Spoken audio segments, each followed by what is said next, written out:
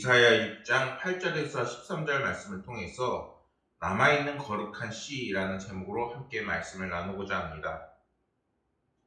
오늘의 말씀을 묵상하면서 이사야 6장 13절의 말씀이 눈에 막 띄게 되는 거예요. 한번 더 같이 읽어보면은 그 중에 10분의 1이 아직 남아있을지라도 이것이 황폐하게 될 것이나 밤나무와 상수리나무가 배임을 당하여도 그 그루터기에 남아있는 것 같이 거룩한 씨가 이 땅에 그루터기니라 하시더라. 아멘. 이렇게 말씀하고 있습니다. 하나님께서는 우리에게 모든 것을 다 사라지게 하지 않으세요.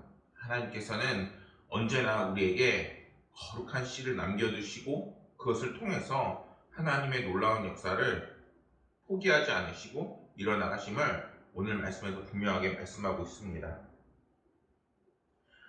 이러한 글을 보았습니다. 희망을 닦는 중이라는 글인데 영국의 최초의 소설가이자 지금까지도 천재라고 평가를 받는 찰스 디킨스는 당시 유복한 가정에서 태어나 부족함 없는 행복한 어린 시절을 보냈습니다. 그런데 아버지의 심한 낭비벽으로 인해 결국 재정적 어려움에 직면하게 됐습니다. 엎침대 덮친 격으로 아버지가 채무 관계에서 감옥에 수감되면서 더 이상 학교도 다니지 못할 상황이 되게 되었습니다. 결국 디킨스가 12살 되었을 때 그의 가족들은 완전히 빈털터리가 되어버렸고 가족의 생계를 이 디킨스가 학교를 중퇴한 뒤 런던에서 구두약 공장에서 취직하면서 생계를 꾸려나갔습니다. 하루에 몇 시간이나 일했느냐? 무려 10시간씩 일을 하며 고단한 삶을 살았습니다. 근데 그러면서도 그는 희망을 잃어버리지 않았습니다. 노랫가락을 흥얼거렸고 자신의 신세를 한탄하기보다는 마음을 노래로 달래곤 했던 것입니다. 사람들은 그를 보면 이렇게 물었습니다. 무슨 좋은 일이 있느냐? 한마디씩 묻곤 하지만 그때마다 이렇게 대답을 했습니다. 그럼요, 저는 희망을 닫고 있는걸요. 이후 위대한 유산, 그리고 올리버 트위스트 등 많은 사람들에게 사랑을 받는 최고의 작품을 쓰는 인기 작가가 되었다는 것입니다. 이 글을 읽으면서 우리가 그리스도인들에게 하나님께서는 언제나 소망을 주시고 또한 희망을 품기를 원하시고 또한 그 중심에는 예수 그리스도가 계시고 또한 그러한 예수님을 따라 나가는 그리스도인들이 되기를 바라시는 하나님의 마음이 생각나게 되었습니다.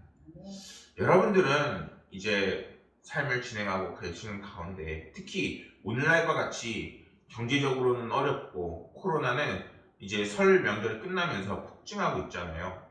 너무나도 힘들고 어려운 상황을 살아가고 있는데 그 상황에서 정말 낙담하고 절망하는 것이 아니라 오히려 주님을 바라보고 또한 주님께서 주시는 희망이 있을 거라는 믿음을 갖고 나아가는 그리스도인들이 되기를 소망합니다. 오늘 말씀에서 하나님께서는 내가 누구를 보내며 누가 우리를 위하여 갈고 라고 담담하게 말씀하세요. 그러자 이러한 하나님의 마음과 음성을 들은 이사야가 당당하게 이렇게 얘기합니다. 내가 여기 있나이다. 나를 보내소서. 이사야는 하나님의 말씀을 전할 메신저로 그 사명을 감당하겠다고 지원을 합니다. 언뜻 보면 이러한 이야기가 그리고 그의 행동이 정말 그리스도인으로서는 대단하다 또는 하나님의 말씀에 저렇게 반응해야 하지라는 그런 교훈도 주기도 합니다. 그런데 저는 이것을 넘어서 우리 이사야의 이러한 고백이 정말 대단하고 하나님을 얼마나 사랑했는지에 대해서 이해할 수 있어야 됨을 알아야겠습니다. 이사야가 자청한 이 사역의 길은 뭔가 특별하고 영광스러운 것이 자기에게 예비되어 있을 거라는 믿음을 갖고서 지원한 것이 아닙니다. 오히려 이러한 하나님의 일을 지원하는 것은 정말 지원자가 없고 하나님께서 보낼 사람이 없기 때문에 자기가 가서 그 고난과 어려움을 맞닥뜨리겠다고 하는 그런 결단이 담겨 있는 것입니다. 이렇게 됐을 때 그는 자기의 삶을 포기하고 정말 주님을 위해서 하나님을 위해서 살아가야 함을 분명히 그러한 생각을 갖고 있었을 것입니다. 하나님의 말씀을 전하는 일이 결코 쉬운 일이 아니었습니다. 성경에서는 선지자들이 전하는 메시지는 보통 어떤 내용인가요? 선지자가 이스라엘 백성에게 전하는 그 말씀들은 대개 하나님과의 그 관계가 끊어질 것 같으니까, 그들이 죄 가운데 살아가니까 오는 선지자들인 것입니다. 그렇기 때문에 그들을 각성시키고 또한 깨우치기 위해서 그들이 책망과 경고의 말씀을 가지고 오는 것입니다. 이처럼 책망과 경고의 메시지는 듣는 사람이나 전하는 사람에게 절대 유쾌할 수가 없습니다. 그래서 선지자들은 늘 사람들로부터 배척을 받았음을 우리는 성경을 통해서 확인할 수 있는 것이죠. 본서의 이사야의 그 메시지도 보면은 대부분 책망과 경고의 말씀으로 이루어져 있습니다.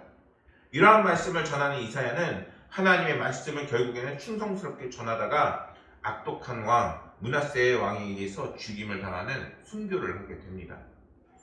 이처럼 하나님의 말씀을 전하고 그 말씀을 따라 살면은 그 사명을 감당하는 삶이 되어지게 되는 것입니다. 그 사명을 감당하기 위해서는 우리 가운데 힘과 능력이 필요한데, 이사야에게는 어떤 마음이 있었을까요? 그것은 정말 내가 그 사명을 감당해야지 라는 그러한 마음과 하나님을 사랑하고 이민족을 사랑하는 그 마음이 이사야 가운데 있었던 것입니다. 만일 그가 이 극심한 고난을 예상하지 못하고 영광과 꽃길만을 거닐 거라고 생각했으면 아마 사명을 진행하는 도중에, 하나님의 일을 하는 도중에 포기하고 말았을 것입니다. 그런데 그는 순교할 때까지 하나님이 주신 그 사명을 성실하게 최선을 다해 수행하다가 후에는 가장 위대한 선지자라고 존경을 받게 되는 것입니다. 이는 그가 하나님의 일을 가벼운 마음으로 대한 것이 아니라 분명한 소명의식과 사명감 속에서 그 일들을 감당했음을 우리는 알 수 있어야 되는 것입니다. 그리고 이사야가 하나님의 부르심에 즉각적으로 반응한 것도 그만큼 하나님을 사랑하고 민족을 사랑하고 있음을 분명히 보여주는 말씀인 것입니다. 그는 비록 동족의 잘못을 책망하긴 하지만 하나님의 영광을 뵙고 체험하기 전까지만 해도 유다가 얼마나 심각한 지경에 있는지를 알지 못했습니다. 그는 우시아만 회복이 되면은 유다가 다윗과 솔로몬 시대와 같이 영광을 회복할 거라고 여겼습니다. 때문에 그는 우시아의 죽음 앞에서 너무나도 절망이 컸고, 그런데 그러한 하나님의 영광을 뵙자 생각이 다시 바뀌게 되는 것입니다. 그가 하나님의 거룩한 영광과 그리고 그러한 빛에 비추어 보았을 때 자신을 비롯한 유다 사람들이 얼마나 심각한 죄인인가를 깨닫게 된 것입니다. 만일 그러한 상태가 지속된다면 결국에 우리에게 남는 것은 파멸밖에 없다는 것을 이사야는 깨닫게 된 것입니다. 때문에 하나님의 부르심에 주저함없이 내가 가겠나이다 하면서 유다를 위해서, 이스라엘 백성들을 위해서, 또한 오늘날 우리를 위해서 내가 가겠나이다 라고 말하면서 하나님의 말씀을 당당하게 전하고 있는 것입니다. 여러분들, 하나님의 그 말씀과 그 빛에 비추어 보아 우리의 삶은 요즘 어떤가요? 정말 힘들고 어려운 것은 맞아요. 하지만 그 속에서 희망을 잡지 못하고 소망이 없는 삶을 살고 있다는 것은 정말 우리 가운데 주님이 계시지 않는다는 것을 분명하게 보여주는 것입니다. 주님께서 우리에게 주시는 것은 무엇인가요? 죄에 대한 구원, 물론 그것도 중요하지만 하나님께서는 우리를 구원하실 뿐만 아니라 이 땅에서도 우리가 주님을 통하여서 희망과 소망을 붙잡는 삶을 분명하게 주시고 계십니다. 우리는 이러한 주님의 마음과 주님이 주시는 희망을 보는 삶을 살아야 하는 것입니다. 그럴 때 하나님께서 주시는 그 거룩한 씨앗이 우리 가운데 남는 것이고, 그러한 씨앗이 된 사람들이 이 땅을 변화시키고 복음화시키는 놀라운 은혜가 펼쳐지게 되는 것입니다. 이러한 이사야의 마음은 하나님의 마음이기도 합니다. 하나님께서는 비록 죄인이고 보잘것없고 초라한 존재들이지만 우리들을 위해서 아낌없이 예수 그리스도를 우리에게 보내주셨습니다. 예수님을 믿게만 하면 어느 누구든지 죄로부터 구원을 받고 이제는 새 힘과 새 능력을 받을 수 있는 것입니다. 이러한 하나님의 마음을 우리도 가져야 되는 것입니다. 오늘날 코로나 바이러스가 만연하고 우리의 삶이 너무나도 힘들고 고되지만 이러한 상황일수록 우리의 죄와 허물을 쌓아나가는 것이 아니라 우리의 신앙을 점검하고 각자의 자리에서 하나님의 그 은혜를 붙잡는 삶을 살아가고 그 사명을 잃지 않는 사명자가 되어야 하는 것입니다. 그럴 때 하나님께서는 더 이상 우리가 죄에 짓눌리지 않고, 그리고 뭔가 힘이 없어서 능력이 없어서 축축 처지는 것이 아니라 우리 하나님께서 우리에게 사명과 믿음을 지킬 수 있는 힘과 능력과 그 길을 인도하시게 되는 것입니다. 9절과 10절 말씀에서 하나님께서는 당신의 부름에 응한 이사야에게 그가 감당할 사역의 그 결과가 어떤 것인지를 굉장히 예언하고 계십니다. 말씀을 보면은 굉장히 슬퍼요. 백성의 마음을 둔하게 하며 그들의 귀가 막히고 그들의 눈이 감기게 하라 염려하건대 라고 말씀합니다. 이게 하나님의 말씀이에요. 백성들이 마음이 둔해지고 들을 귀가 없고 그리고 눈이 감겨 그리고 나서 이제는 염려하게 되는 것입니다. 그들이 영적으로 다 막혀버린 겁니다. 하나님의 말씀을 아무리 전해도 하나님의 말씀이 사람들 가운데 들어가지 않는 굉장히 절망적인 상황이 이미 이사야 때부터 있었던 것입니다. 그는 자신에게 나를 보내주소서라고 이야기하면서 선지자가 될 것을 자원한 사람입니다. 그런데 혹시 이때 이사야의 마음에는 자기가 나가서 하나님의 말씀을 전하면 이스라엘 백성들이 회개하고 하나님께로 돌아올 것이라고 그런 기대감이 분명히 있었던 것입니다. 그런데 유다 사람들의 양심은 이제는 너무나도 완고해져서 이사야가 하나님의 말씀을 열심히 전하고 선포한다 할지라도 이제는 쉽게 돌이킬 수 있는 상황이 아닌 것입니다. 오히려 그들은 이사야의 메시지를 듣고도 오히려 그러한 말씀을 전한다는 이사야를 핍박할 상황이었던 것입니다. 이사야는 같은 민족에게 사랑과 하나님의 말씀을 전파하기 위해서 열정과 그리고 힘을 다하지만 어떠한 결과도 얻지 못하는 너무나도 절망적인 상황을 만나게 될 것임을 미리 하나님께로부터 듣고 있는 상황인 것입니다. 여러분들이라면 이러한 하나님의 사역을 감당할 수 있겠습니까? 여러분들이라면 정말 이 시대에 어떻게 복음을 전해야 될까요? 아무리 뜨거운 심령으로 하나님의 말씀을 전하고 세상 사람들에게 은혜를 알려준다고 해도 그 사람들이 귀를 기울이지 않을 것입니다. 그렇게 많은 사명자들이 각자의 자리에서 정말 온 힘을 다해 생명을 다하지만 거부당하는 상황이 너무나도 펼쳐지고 있는 상황인 것이죠. 그런데 우리가 이것을 부자연스럽다, 이상하다, 그리고 잘못됐다라고 보기보다는 오히려 이것들이 이러한 모습이 우리의 모습이구나라는 것을 볼 수 있어야 되는 것입니다. 왜냐하면 여러분들 생각해 보시기 바랍니다. 예수님이 오셨을 때는 어떤가요? 예수님은 엄청난 이적들도 많이 보이고 문둥병자를 고치고 물이 포도주가 되고 놀라운 이적들을 펼쳤지만 하나님의 아들 예수 그리스도라고 해서 이 땅에 오셨지만 사람들은 그러한 예수 그리스도를 영접하지 않았습니다. 어떻게 했나요? 오히려 공생애를 시작하고 복음을 전하셨을 때 대부분의 사람들은 예수님을 배척했습니다. 심지어 사람들은 예수님을 십자가에 못 박았습니다. 우리의 구주이신 예수님은 성령의 그 능력으로 하나님의 복된 말씀과 행사를 친히 보여주시면서 사역까지 하셨는데 사람들은 그러한 주님을 영접하지 않은 것입니다. 그것은 생명을 얻게 하는 복된 사역이기도 하지만 본래 하나님을 대적하는 자들을 하여금 하나님의 백성이 되게 하는 일이었습니다. 그런데 오히려 반대당하고 공격당하고 어려움에 처하는 장애물들만 만연한 상황이었던 것입니다. 우리는 이러한 상황들을 기억해야 합니다. 우리의 상황이 절망적이고 힘들고 어려운 상황이 펼쳐지지만 그것들이 오히려 우리 하나님 은혜 안에 있을 때 너무나도 자연스러운 것이라는 것입니다. 여러분들 절망하지 마시기 바랍니다. 여러분들이 사명자로 굳건히 서고 하나님의 축복을 받는다면 하나님께서는 그 상황 가운데 모든 영혼들 그리고 사명자들과 함께 하십니다. 오히려 그것을 바라보고 나아가는 그리스도인들이 되어야 하는 것입니다. 바보 청년 의사 안수연이라는 글을 보게 되었습니다. 고 안수연 의사는 바보 청년 의사 안수연이라는 책으로 많이 사람들에게 알려진 분입니다. 그는 자신의 돈과 시간의 대부분을 남들을 위해 썼습니다. 돈 없어 검사 받지 못하는 조선족 할아버지를 위해 검사비를 대신 내고 집과 교회 거리가 멀어서 차를 타기 위해 예배 중간에 나가야 하는 후배를 위해서 운전사를 자청했습니다. 손에는 늘 책과 차량 테이프를 가지고 다녔고 교회 후배, 병원, 동료, 환자들, 심지어 환자들의 가족까지 가리지 않고 그들에게 필요하다 싶은 책과 찬양 테이프를 선물했습니다. 그가 선물한 것은 이것뿐만이 아니었습니다. 밤이면 병원을 돌며 많은 환자들을 붙잡고 조용히 기도를 해주었습니다.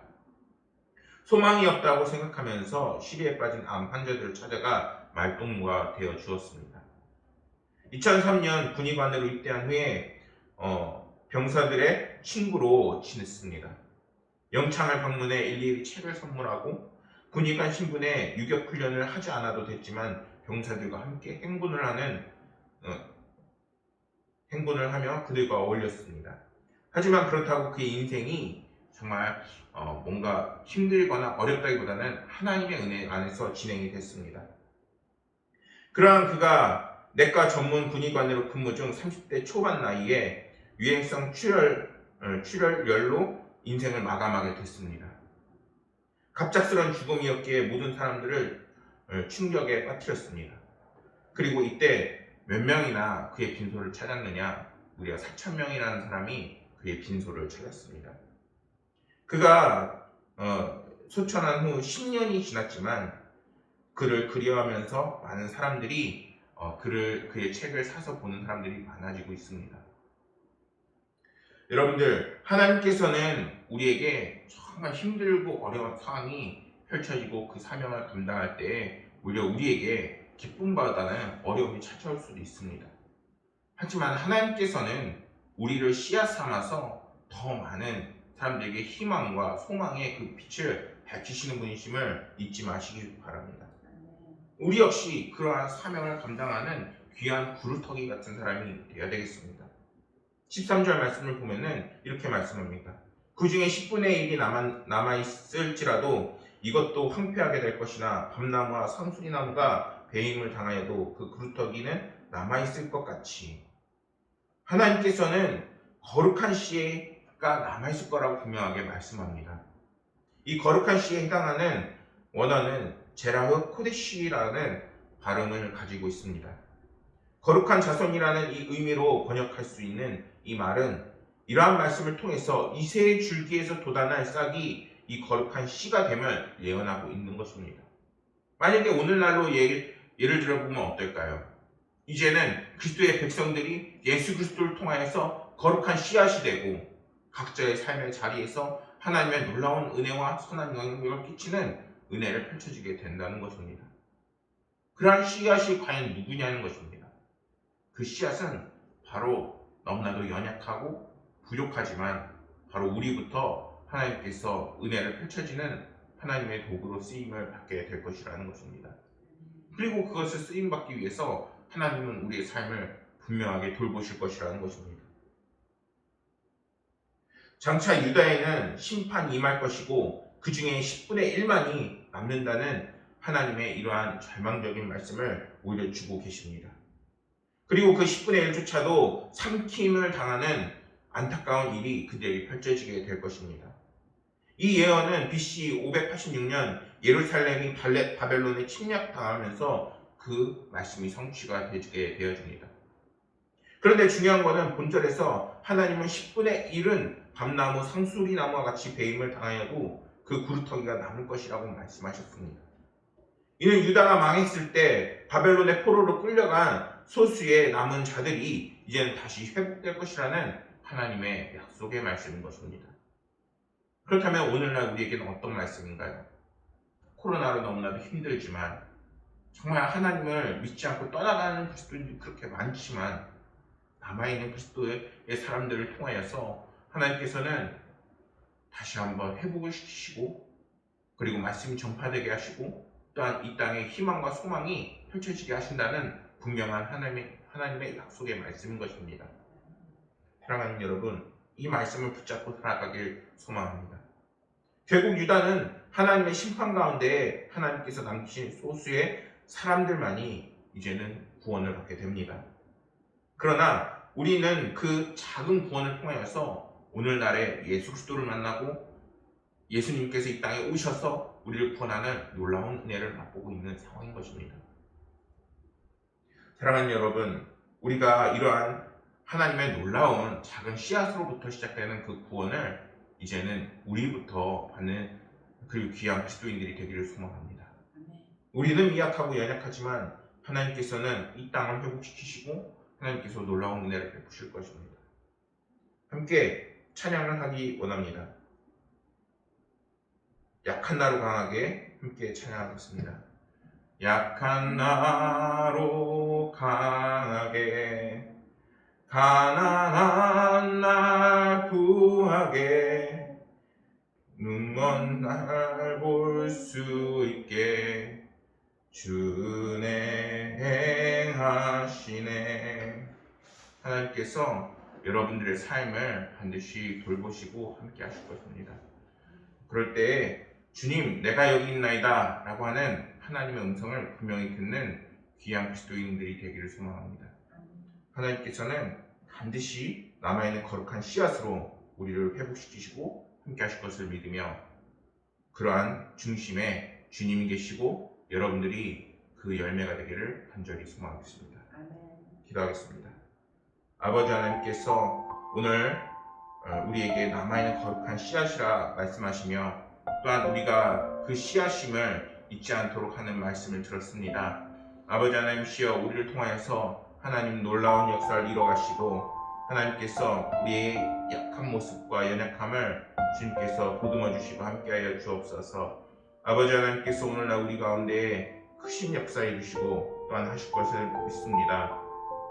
오늘날 코로나 바이러스가 만연하고 또한 우리가 경제적으로 어렵고 우리에게 너무나도 힘겨운 문제들이 많지만 아버지 하나님께서 함께 하시면은 그 모든 상황을 회복시키실 것을 믿습니다. 아버지 하나님께서 저희들의 삶을 책임지시고